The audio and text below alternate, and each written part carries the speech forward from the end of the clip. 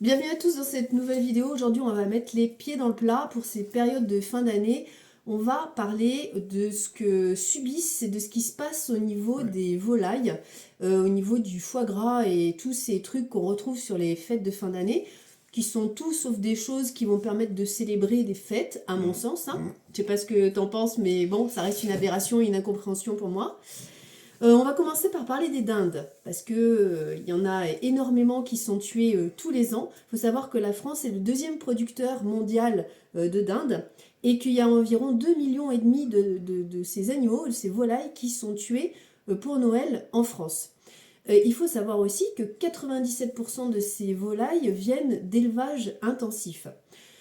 C'est des chiffres quand même qui sont abominables. Moi, j'aimerais savoir ce que tu as à nous dire, et toi, peut-être ce que tu as pu voir aussi en tant que boucher ou autre expérience concernant cette maltraitance de ces volailles. Alors la maltraitance, c'est-à-dire que moi j'avais visité une fois justement une ferme où en fait on tuait un abattoir où on tuait justement ces volailles, donc qui sont tuées en série, ils sont accrochés après un S, et puis à ce moment-là on coupe, le boucher coupe directement, lui met une incision sur la gorge, donc c'est déjà absolument atroce. Il faut savoir que c'est des animaux qui sont élevés intensivement, donc qui ont mangé de l'antibiotique toute leur vie, c'est important. C'est des animaux où on a donné bien souvent des hormones de croissance, même si on dit qu'en France c'est interdit. Ça existe encore ? Mais ça existe encore, hein, d'ailleurs. C'est important de le rappeler, ça. Oui, d'ailleurs on en parle dans La viande ou la vie, justement. Et puis, alors l'aberration, c'est que ces animaux-là sont élevés, je veux dire, dans des milieux très restreints, ont très peu d'espace pour vivre, tu vois. Et le problème, c'est que, eh bien, il y en a qui meurent. Dans toutes ces volailles, il y en a qui meurent, et d'autres dindes picorent la dinde qui est morte. Oui, c'est un peu comme les cochons dans les élevages intensifs. Voilà, elles marchent également dans leurs besoins. C'est absolument honteux que l'être humain aujourd'hui, je veux dire, maltraite des animaux comme ceci. Alors imaginez-vous ce que vous allez avoir dans l'assiette à Noël, sachant que je vais quand même mettre des guillemets, la viande de dinde est une viande qui est très très dure. C'est-à-dire que c'est une cuisson longue. En tant qu'ancien boucher, je peux t'en parler. En tant qu'économie, pour les économies d'énergie, c'est moyen déjà. Déjà ça peut être un argument aussi, ça. C'est très moyen. Alors pour humidifier la viande, il y a certains bouchers, certains cuisiniers qui ont trouvé l'idée de la farcir avec de la chair à saucisse. C'est-à-dire que, alors non seulement on va avoir la dinde, mais on va mettre du porc et du veau dans, je veux dire, dans l'animal. Il y a le croisé des viandes quand même.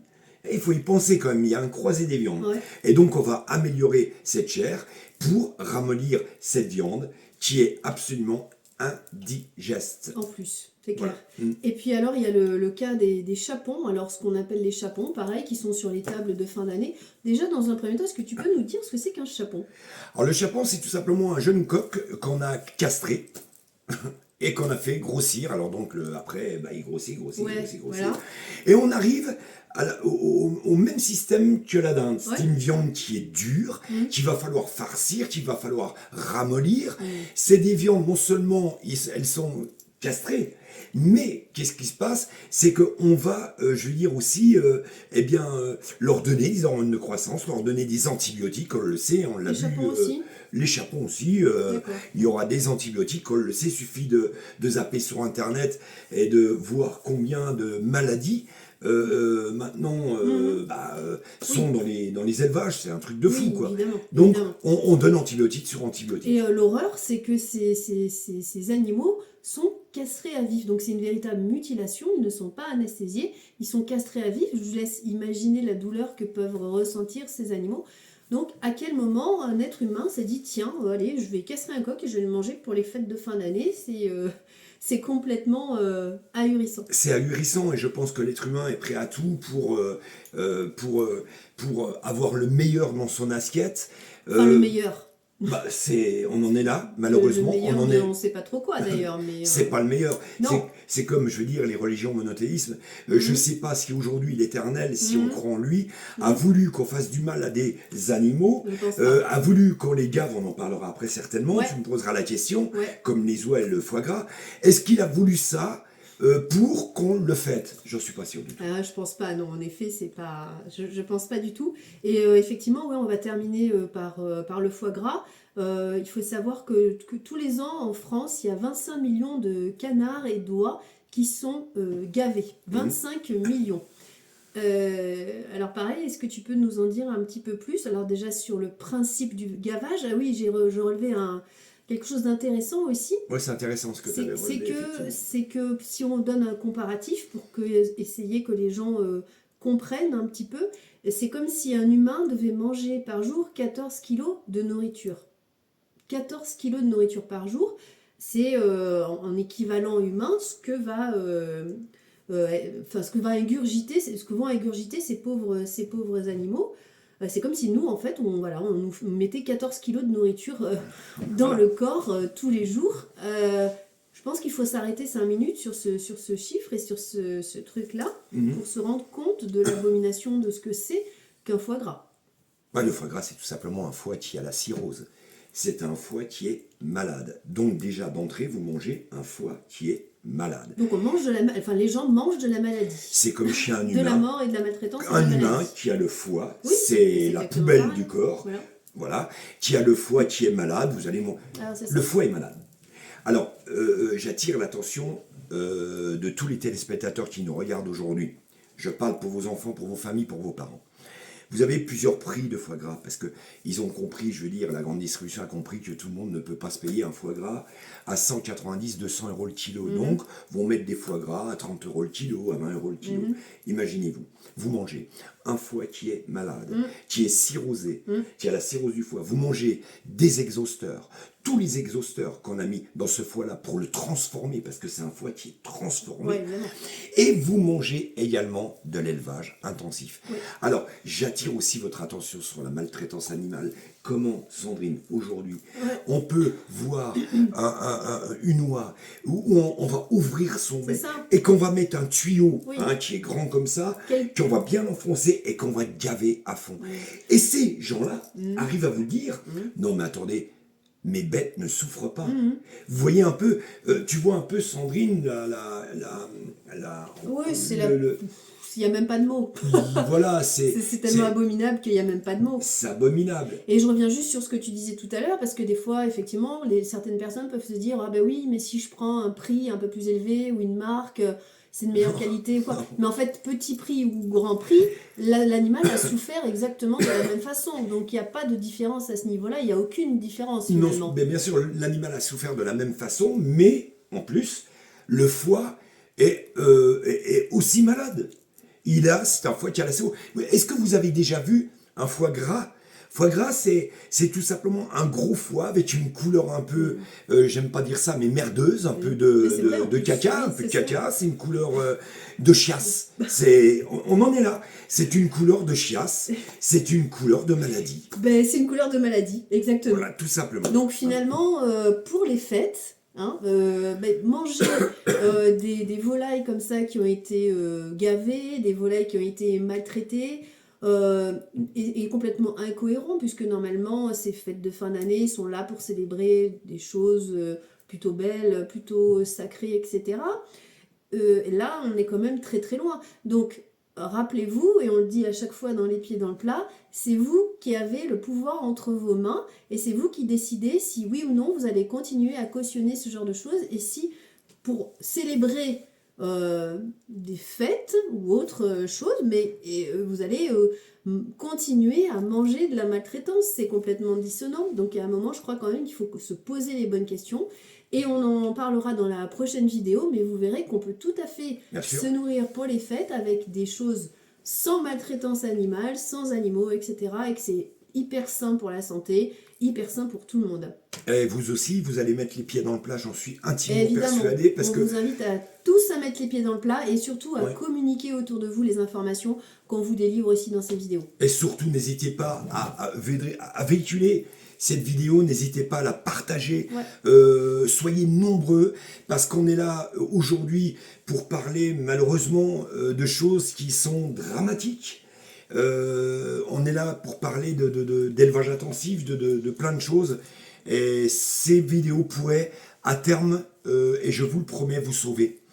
En ayant été bouché des années et en ayant vécu l'horreur. On l'a vu dans mon premier livre, Viande et si vous savez, en boucher de la grande distribution parle. On l'a vu dans le deuxième, La viande de la vie. Et vous savez, je ne suis pas le seul à parler. Les langues se disent. Oui, de toute façon, bien sûr. Et de toute façon, à partir du moment où on cautionne la maltraitance animale, on cautionne aussi la maltraitance humaine à quelque niveau que ce soit. Donc, j'ai envie de vous dire, mettez les pieds dans le plat pour ces fêtes de fin d'année. Nickel. Et on se dit à très bientôt. Bonne fête de fin d'année. Les pieds dans le plat.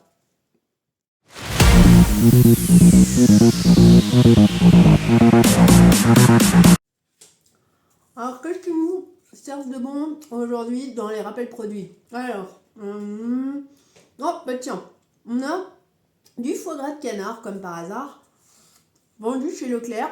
Alors, il n'y a pas de date limite de consommation. Donc, j'ai envie de dire, votre foie gras de canard, vous pouvez l'acheter aujourd'hui, puis consommez-le à Noël prochain, si vous mangez toujours du foie gras de canard. Parce que si vous avez regardé nos autres vidéos, peut-être que ça vous en a coupé l'envie. Mais bon, c'est toujours la même chose finalement. Dans ces rappels produits, bon, ben, c'est que des produits transformés, ultra transformés. Ah, on a des merguez aussi qui sont rappelés pour la salmonelle. Qu'est-ce qu'on a d'autre? Oh, des steaks hachés. Les steaks hachés. On a, quand même, du jambon cru. Du jambon cru qui est rappelé pour cause de... Alors, salmonelle. Alors, en plus, il faut savoir que ce jambon cru, il est vendu, il est commercialisé par Métro. Donc, Métro, quand même, c'est les gens qui fournissent les restaurateurs, etc., les collectivités. Alors là, tous les gens qui vont manger du jambon cru par-ci, par-là, bah, ça va être moyen, parce que le jambon cru, il est rappelé pour des microfuites, donc des anomalies de conditionnement. Donc, évidemment, pour des bactéries, on ne nous dit pas lesquelles, mais bon, voilà, quoi. Bon, moi, j'ai envie de vous dire... Continuons comme ça. Et oui, c'est vrai qu'il y a quelques jours, il y a 2 semaines je crois, quelque chose comme ça, il y avait du foie gras qui avait été rappelé déjà pour cause du botulisme. Sympa. Et puis du saumon fumé aussi. Alors pour ceux qui ont acheté du saumon fumé chez Lidl, il y a fin novembre, du saumon fumé élevé en Norvège bien sûr, de manière extrêmement éthique. Eh bien, et faites attention. Parce qu'on sait jamais si vous l'avez congelé ou quoi pour les fêtes de fin d'année, vous risquez de choper la listeria. Bah c'est moyen quand même. Bon bref, à part ça, sinon, dans la grande distribution, tout va bien. Et là, je ne vous ai fait qu'un petit florilège et comme vous le savez, vous pouvez toujours aller voir les rappels de produits sur le site rappel.conso.gouv. Bon ben moi, je préfère manger ma pomme tranquillement plutôt que... d'aller dans ces magasins. Allez, salut, les pieds dans le plat.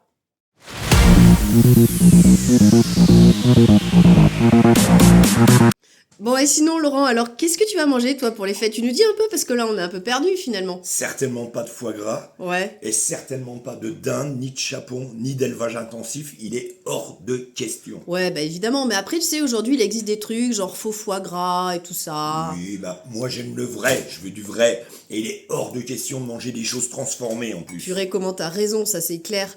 Bon, alors, comment on fait? Alors, comment font les gens qui veulent cuisiner un peu végétal, végétarien, enfin, surtout végétal ou végan pour les fêtes? Il y a moyen? C'est pas dégueulasse comme certains disent là, les trucs végans? Mais non, genre. il suffit d'aller sur internet, sur un ordinateur, et là, tu fais recettes végétariennes, recettes véganes, Ouais. même par des grands chefs, par des chefs cuisiniers, Tout à et fait. tu vas voir, tu vas être conquis complètement. Bon. Et là, tu vas vraiment bien manger, tu vas manger sain, et tu mangeras du vrai. Ah, ça c'est génial. Bon, et ben dans les prochaines vidéos, on tentera nous aussi de faire quelques petites recettes pour aider un peu les gens. Qu'est-ce que t'en penses?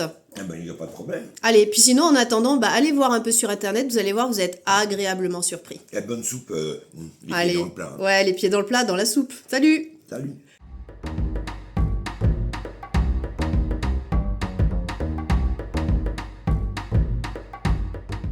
Bon alors Laurent, c'est bien gentil tout ça, mais alors qu'est-ce qu'on mange? Qu'est-ce qu'on mange? Eh ben, suffit d'aller sur l'ordinateur. Et puis tu fais recettes végétariennes, recettes véganes, Ouais. et tu fais par des grands chefs cuisiniers, et là, à ce moment-là, tu vas te régaler. sans animaux. Ouais, après il existe des trucs du genre faux foie gras et tout ça, c'est pas mal ça peut-être, non? Non, pas de faux foie gras. Mais qu'est-ce que tu veux? Le foie gras, non, non, non et non. Non, et faux foie gras, c'est retour à la case départ, on a toujours le goût. C'est dégueulasse, voilà. Et moi je ne mangerai pas de... Un autre, il est hors de question. Bon alors Laurent, c'est bien beau tout ça, mais qu'est-ce qu'on... Bon alors Laurent, c'est bien beau tout ça, mais qu'est-ce qu'on mange alors? Moi je sais plus, hein.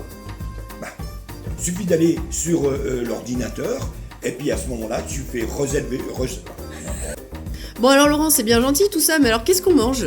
Bah, on mange tout, hein, sauf... non, on recommence.